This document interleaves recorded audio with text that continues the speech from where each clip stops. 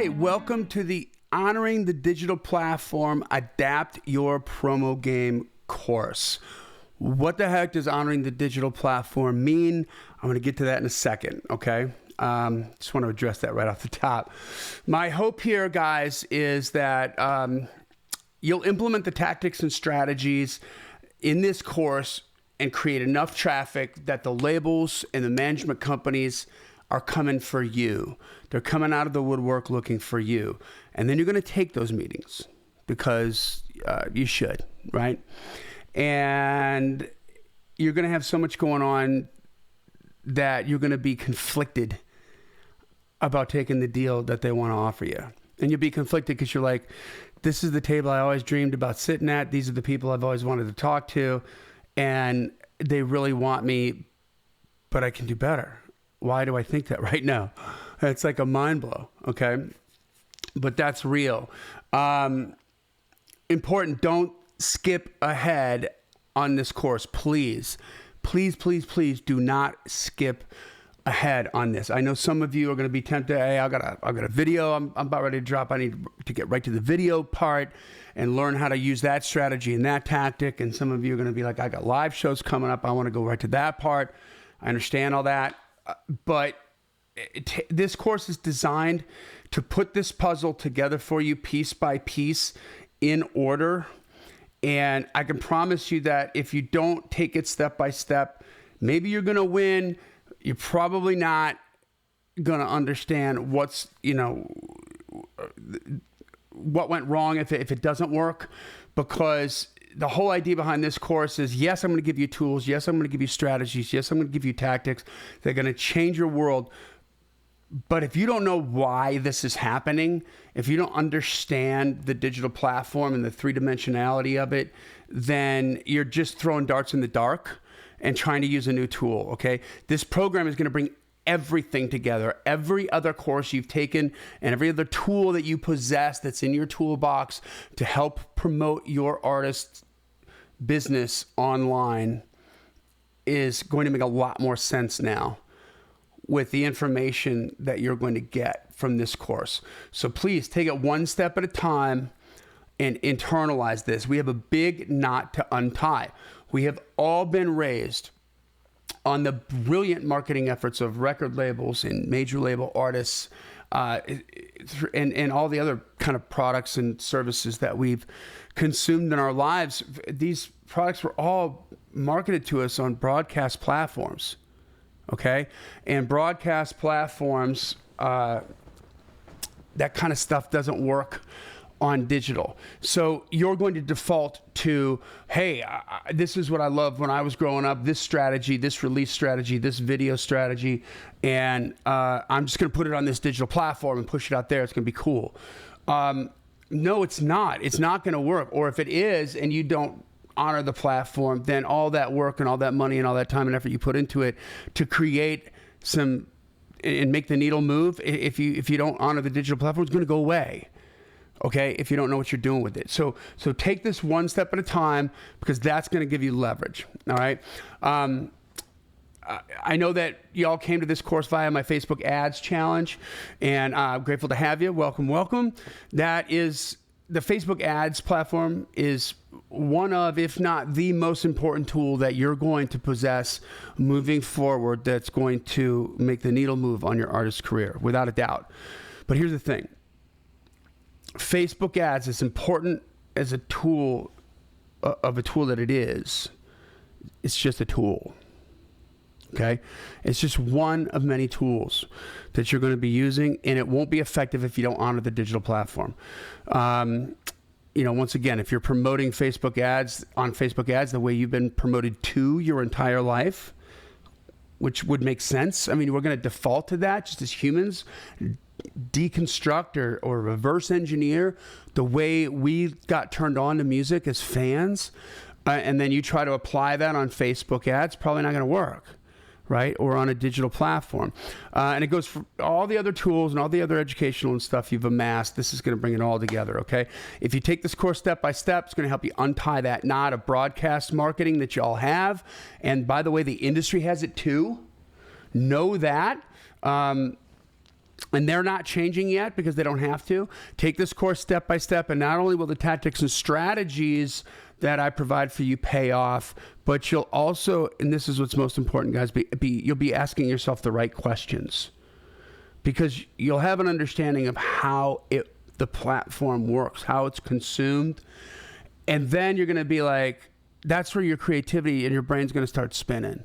And when your brain starts spinning and your creative juices start flowing when it comes to promotion, which is just another form of communication, the same as writing a song, okay? When you start asking yourself those right questions, your subconscious will reward you with the right answers. And that's what I can't wait to see, what you're going to do. Okay, what you're going to come up with. And you're all going to stay in touch with me, because I'm going to learn from you just as much as you're learning from me. Okay, this is by far the best time in the history of the music business to be an artist.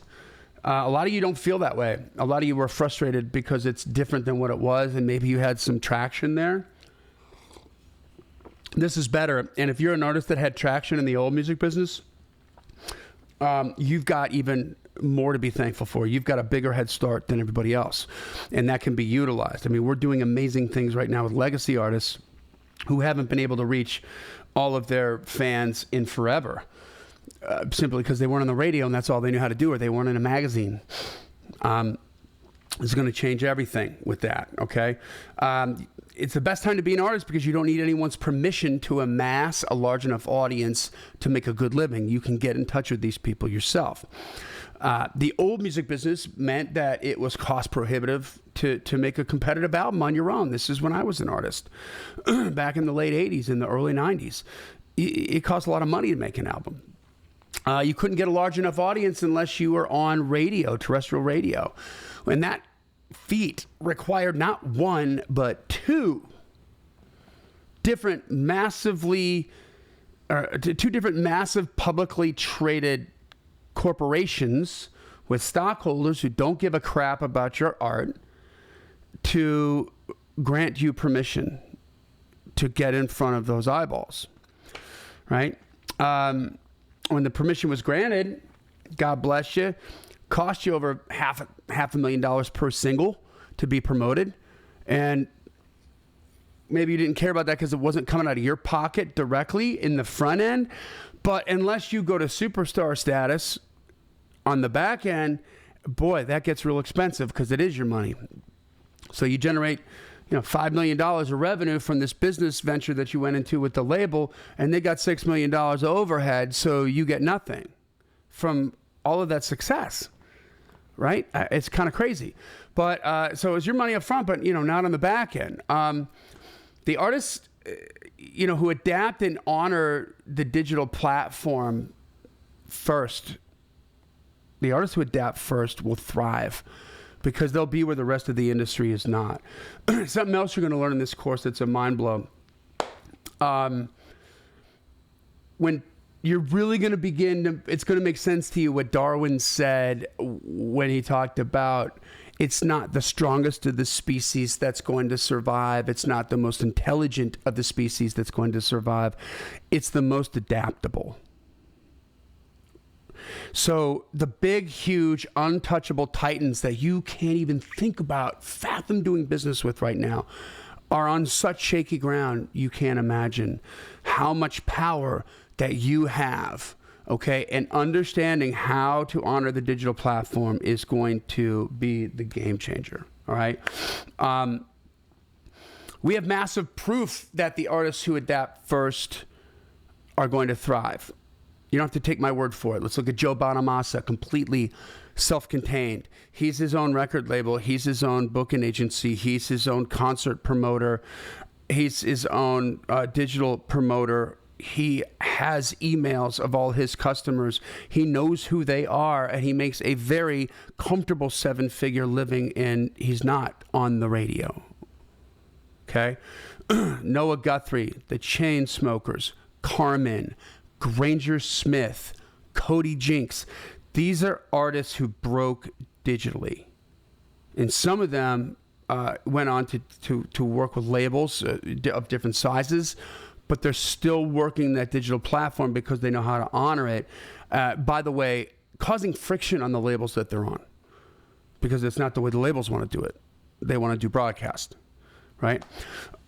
These are the names that you know that I just mentioned. Go click on any major label artist roster and look for the artists that you don't know. If you click on their socials of those artists that you don't know, you're going to see most of them are either YouTube stars or TikTok stars. These are artists who created traffic themselves, all right? And they got a lot of attention and got a record deal out of it. The artists who are misguided trying to execute successful broadcast promo strategies on a digital platform will ultimately fail, okay? We have proof of this too. Where are the new artists? This is what the industry is doing. I'm going to give you a list of new artists that released their first album in 1 year, 1982, and you're going to be blown away. When I say where are the new artists, you think of a couple new artists. Whew, guys, it's off. The game is off. Radio's not working, okay? And I'm going to prove that to you. Labels have not, to this date, constructed a solid, dependable pipeline for getting artists in front of new eyeballs, and that comes anywhere close to rivaling the power and the effectiveness of terrestrial radio back in the day when terrestrial radio worked. Okay, and hey, the good news is it's still the same formula to blow up your artist brand. It's just you have to do two things. You have to get the art in front of your current fans. All of them have to know that you've got something new out. You're not doing that right now. And two, got to get in front of new eyeballs. All right, and we're going to show you how to do this on this course. And make no mistake about it. The digital platform is where you're going to break. I'm going to say that again. The digital platform is where you're going to break, okay? It's never going to be easy. Let's just get that out of the way. If it was easy, everyone would be a rock star because everybody wants to be a rock star. But it is going to be a lot easier than it used to be, than when I was an artist. And it's going to be less expensive, monumentally less expensive to make it happen. But it's still going to cost money. You're not going to do it for $5 in a Zagnut and a Fresca, okay? You're going to have to be real, put on your big boy and big girl business pants and be real business people and look at this realistically, okay? And you don't need anybody's permission to create real cash flow, to take care of yourself, take care of your family, and live a life doing what you were born to do. That's one of the most exciting things here. The middle class of artists is here. I mean, the amount of artists making a very good living today that you've never heard about is astronomically higher than it was 20 years ago. The bad news is that because you don't need anybody's permission, you got to do it yourself first, which is why you're here with me, right? So, we're going to give you a clear picture of what's happening in today's music business. You'll see the new music business much more clearly when you're done with this course. And most of the industry people that you aspire to do business with, you're going to see it more clearly than they do, which is also a weird position to be in and frustrating when you're getting to have to do regular business with them and they're not understanding how to honor the digital platform, and you do. It's frustrating, okay? But hopefully together we can all help Sherpa this whole industry off of broadcast and onto digital. These people just haven't adapted to the digital platform. When I'm talking about like the upper echelon industry people that you'd aspire to work with, know this, they're not stupid. They just haven't adapted to the digital platform because they don't have to right now. So why would they? They work with multi-million-dollar brand names that do get on the broadcast platforms. Radio is good for artists that have a big enough brand name right now. It's still good. Radio was not good for breaking artists right now. You're talking about lots of money being spent with very little return, and the launching pad ain't what it used to be. And so you're in far bigger danger as a major label artist doing a brand new debut artist doing P1 radio business of not making it okay? Because the costs are going to outweigh the returns because it just doesn't work like it used to work, all right? And the other part of that is while all these people you aspire to work with in the industry are using broadcast platforms because they can, they're sort of riding that surfboard into the shores, the sun sets on this whole old part of the music industry. It's going to end shortly. I'm going to show you some stuff that'll blow your mind and prove to you that radio doesn't work, but those artists are going to get old. Where are the new artists? Right? What's happening with that? They haven't got their grip around this yet. So we're going to walk you through what used to work on broadcast platforms, why it used to work.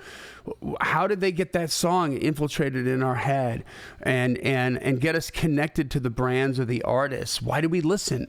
And then we're going to walk you through exactly why it's not working anymore. What broke? Okay? Because you need to know this to untie this knot, so that you are not defaulting to something that feels comfortable and familiar to you, because that's how you were raised, on that kind of marketing. You see what I'm saying? So stay tuned for that. I'm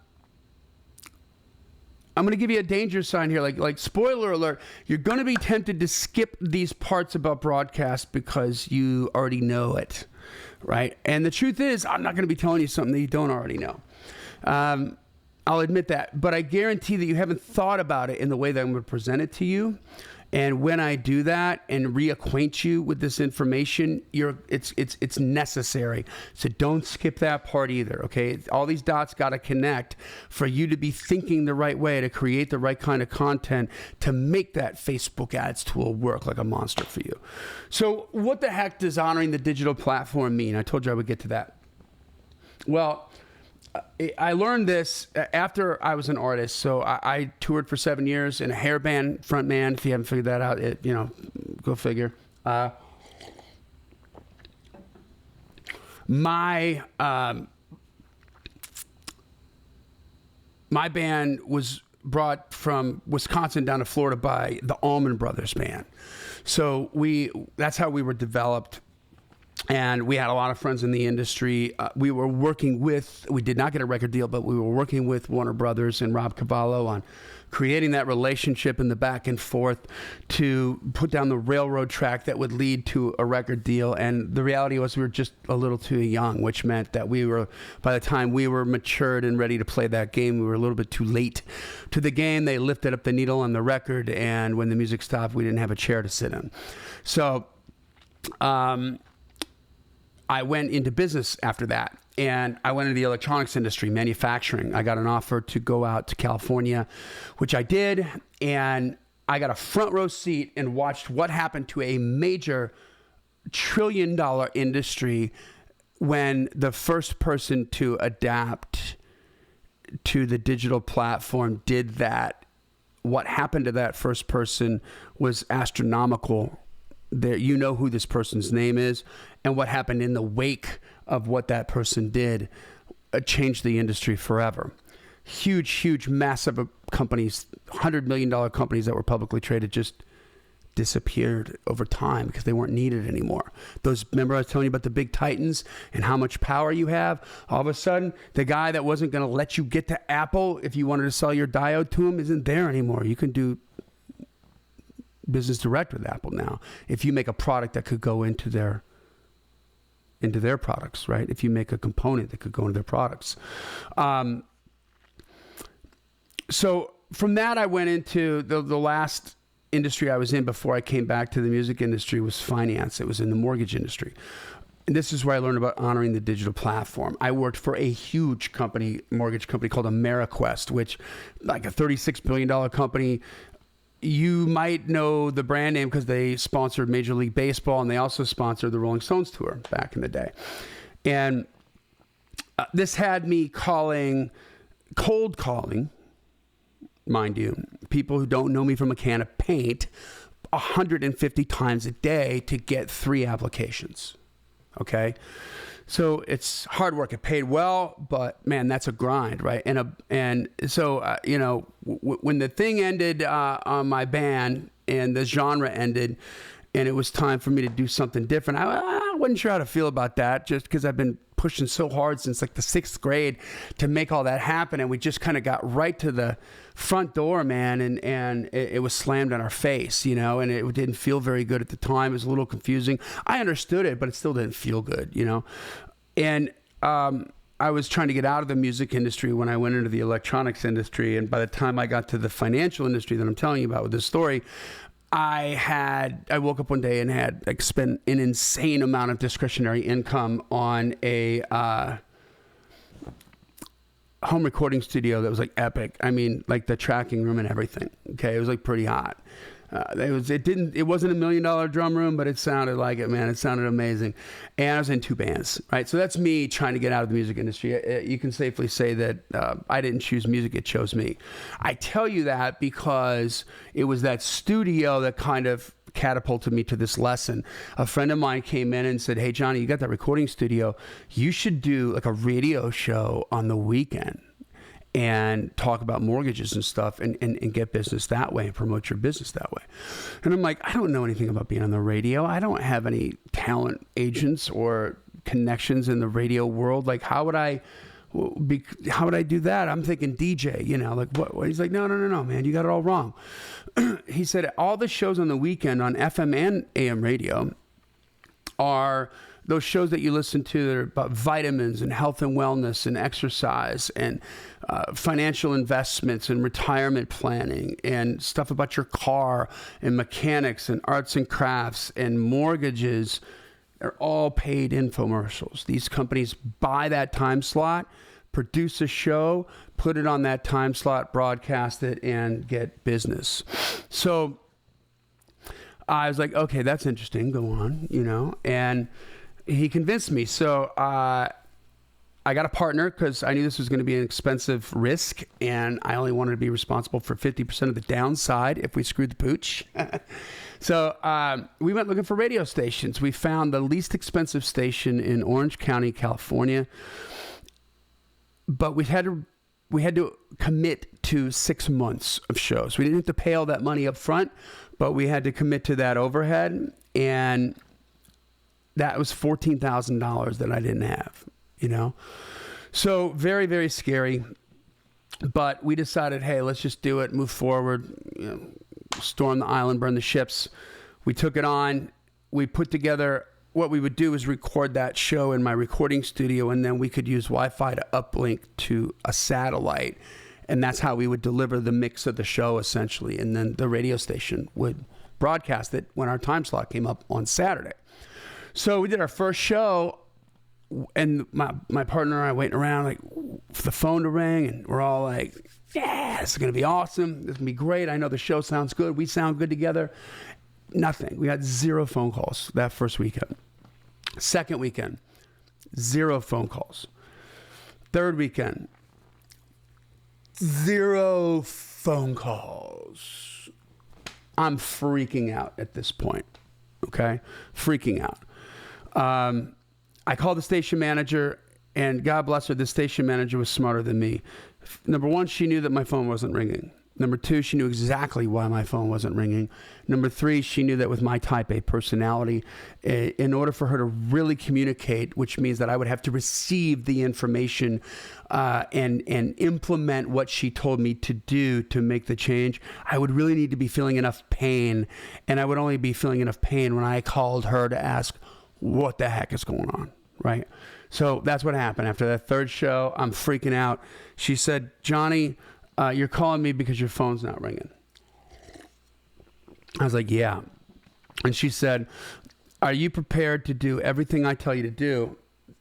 If I can promise you I can make that phone ring. And I was like, oh my God, it sounds like you've had this conversation before. Absolutely. I'll wear the bozo outfit with the big shoes and the horn, you know, what do I got to do? And she said, your content is awesome. She said, it's fantastic. People are listening to it. We've gotten comments on it. They love you. They love what you're saying. I said, that's great, but I don't think so because nobody's calling. She said, the problem you're having is you're not honoring the platform. I said, what does that mean? And she said, well, you bought a half hour of time. We put 5 minutes of commercials in your show, which means you're responsible for 25 minutes of time. I said, correct. She said, and you have a beginning and the middle and the end of your show is this nice arc that happens. And you put a nice bow on it at the end. You make your point and you give out your phone number in case anybody wants to do business with you. I'm like, yes. She said, that's how people consume sitcoms on television. And I was like, yes. And she said, that is not how people consume AM radio on Saturday. Oh. She goes, they're running around, running errands, going to Home Depot, doing home projects, taking their kids to soccer practice, going shopping, getting their hair done, doing everything they got to do to get their lives together and back in order for the next week, the next work week that's coming up. She said, they're not sitting down with a bucket of popcorn and the whole family to listen to your show on AM radio on Saturday. You're not honoring the platform. Wow. Mind blow. So she said, I'm going to give you 2 tweaks and the phone will ring. Number one, instead of doing one 25-minute show, do 5 5-minute shows. And she said, I'm going to make this even easier on you. Make it the same show. You got to create one 5-minute show every week and then do that 5 times. Just change the metaphors for the people that listen through. But the repetition and what you're trying and the narrative that you're trying to put across will help educate them. They'll feel like they know it more. I said, okay. And then she said, the second thing you got to do is give out your phone number every 2 minutes. And I mean, without fail, Johnny, every 2 minutes. Okay. This will ensure that when they're ready to pick up the phone, that number is going to be there for them. I don't care if you got the president of the United States on the phone and you got to interrupt them and give out your phone number. Do you understand what I'm saying? Yes, I do.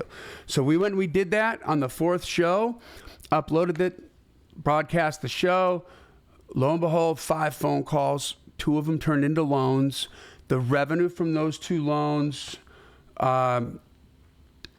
almost paid for the whole commitment. And we did it in 1 weekend. And I was just like, holy crap, we're going to make a lot of money. And we did.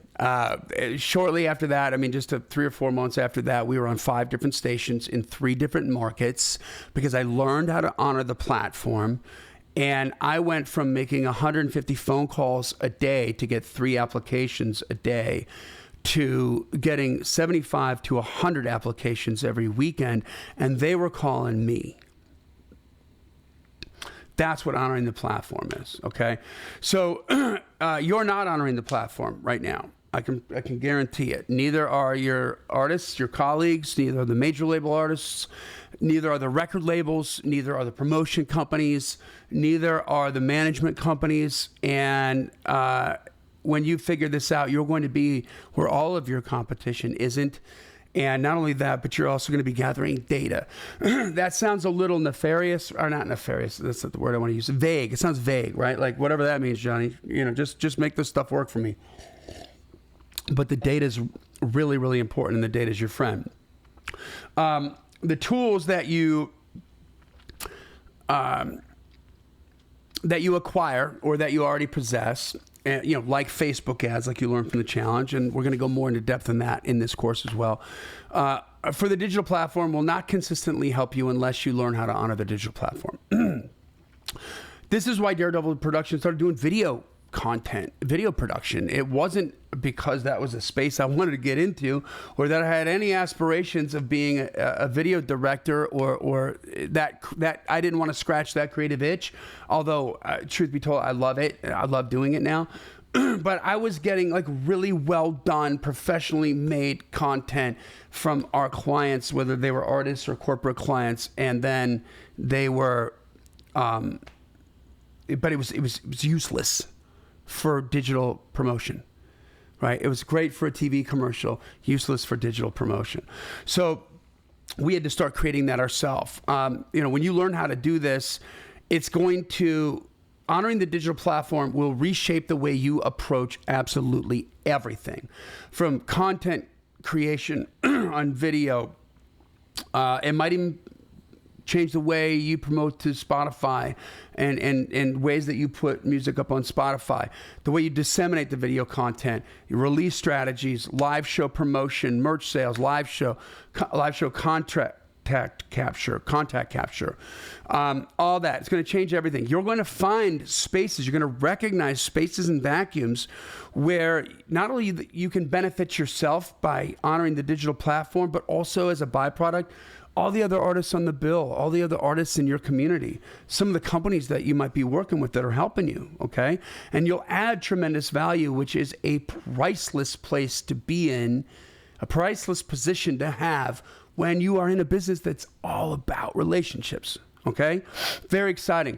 You'll also be able to recognize unique and very effective ways to ride both horses as you grow enough to be on broadcast too, where it makes sense for you.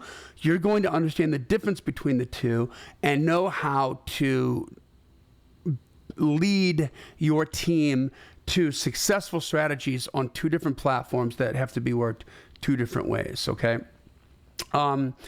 Digital, honoring the digital platform 1.0 is surgical targeting. It's better reach. It's bigger audience. It's more video views. It's more streams.